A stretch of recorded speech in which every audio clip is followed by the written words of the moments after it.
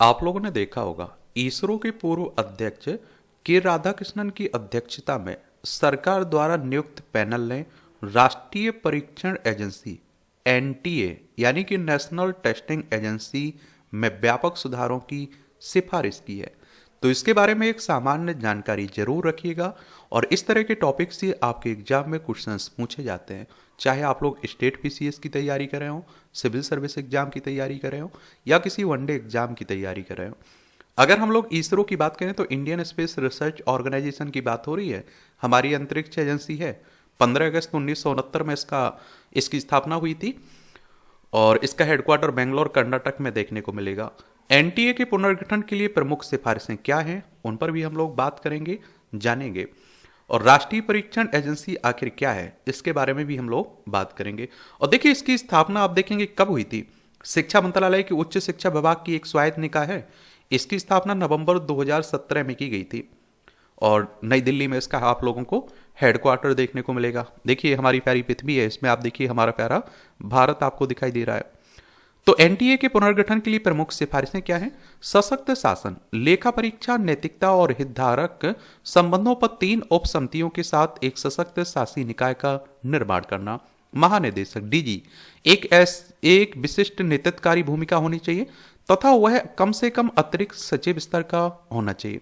DG परीक्षा प्रणाली, इसमें फर्जीवाड़ा रोकने के लिए डीजी परीक्षा प्रणाली शुरू करने का सुझाव दिया गया है। यह प्रक्रिया के विभिन्न चरणों में उम्मीदवारों की पहचान प्रमाणित करने के लिए आधार बायोमेट्रिक्स और एआई एनालिटिक्स का उपयोग करती है। एआई यानी कि आर्टिफिशियल इंटेलिजेंस की बात हो रही है, कृत्रिम बुद्धिमत्ता की बात हो रही है।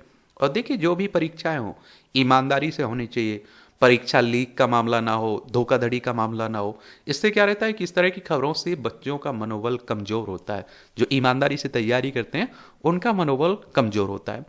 मोबाइल परीक्षण केंद्र, तो पूर्वोत्तर हिमालयी राज्यों और द्वीपों जैसे सुदूरवर्ती स्थानों तक पहुंचने के लिए हबों को वर्क स्टेशन, इंटरनेट कनेक्टिविटी और विद्युत आपूर्ति से सुसज्जित करना। हाइब्रिड परीक्षण विधियां, इनक्रिप्टेड प्रश्न पत्रों को परीक्षण केंद्रों के केंद्रीकृत सर्वरों पर प्रेषित किया जाना चाहिए तथा गोपनीयता सुनिश्चित करने के लिए उच्च गति वाले प्रिंटर का उपयोग करके सुरक्षित रूप से मुद्रित किया जाना चाहिए।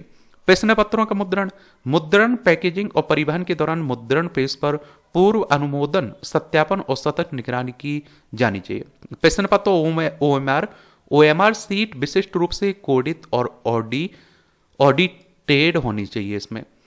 और नवाचारों का परीक्षण, पैनल ने 3 नीतिगत नवाचारों की सिफारिश की है। बहुसत्य परीक्षण, बड़े पैमाने पर होने वाली परीक्षाओं के लिए विशेषकर जब प्रतिभागियों की संख्या 2 लाख से अधिक हो तो बहुचरणीय परीक्षण चरणों में आयोजित किया जाएगा और जिसमें प्रत्येक चरण में अभ्यर्थी के ज्ञान या कौशल के विशिष्ट पहलू पर ध्यान केंद्रित किया जाएगा। क्लस्टर दृष्टिकोण, CUET प्रवेश के लिए विषय वस्तु की विशिष्ट श्रृंखला को संबंधित विषयों के अधिक केंद्रित क्लस्टरों में सुव्यवस्थित करना। परीक्षा केंद्र आवंटन, पैनल ने अभ्यर्थियों के निवास के निकट परीक्षा केंद्र आवंटित करने और प्रत्येक जिले में सुरक्षित केंद्र स्थापित करने का प्रस्ताव रखा। राष्ट्रीय परीक्षण एजेंसी को सरकारी संस्थानों को प्राथमिकता देते हुए 1000 सुरक्षित केंद्र स्थापित करने का लक्ष्य रचना चाहिए। स्थायी स्टाफ, और इसने एनटीए को स्थायी स्टाफ नियुक्त करने की सिफारिश की है। और सहयोग की बात करें तो एनटीए को संपूर्ण परीक्षण प्रक्रिया के दौरान विश्वविद्यालय अनुदान आयोग यूजीसी और वैज्ञानिक तथा औद्योगिक अनुसंधान परिषद सहित टेस्ट इंडेटिंग एजेंसियों के साथ सहयोग करना चाहिए। अगर हम लोग राष्ट्रीय परीक्षण एजेंसी की बात करें तो एनटीए की स्थापना वर्ष 2017 में सोसाइटी पंजीकरण अधिनियम 1860 के तहत पंजीकृत एक सोसाइटी के रूप में की गई थी। अब देखिए, कोई संस्था बनाई जाती है तो उसका कुछ उद्देश्य रहता है ना।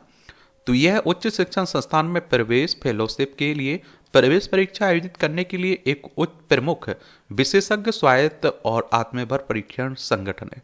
उदाहरण के लिए JEE Main, CMAT, UGC NET आदि। शासी निकाय की बात करें तो एनटीए की अध्यक्षता शिक्षा मंत्रालय द्वारा नियुक्त एक प्रतिष्ठित शिक्षाविद द्वारा की जाती है।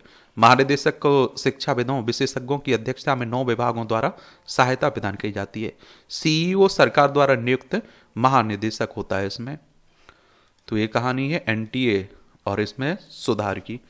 आपका कोई सवाल हो, मेरे लिए सुझाव हो तो आप लोग बता सकते हैं। धन्यवाद।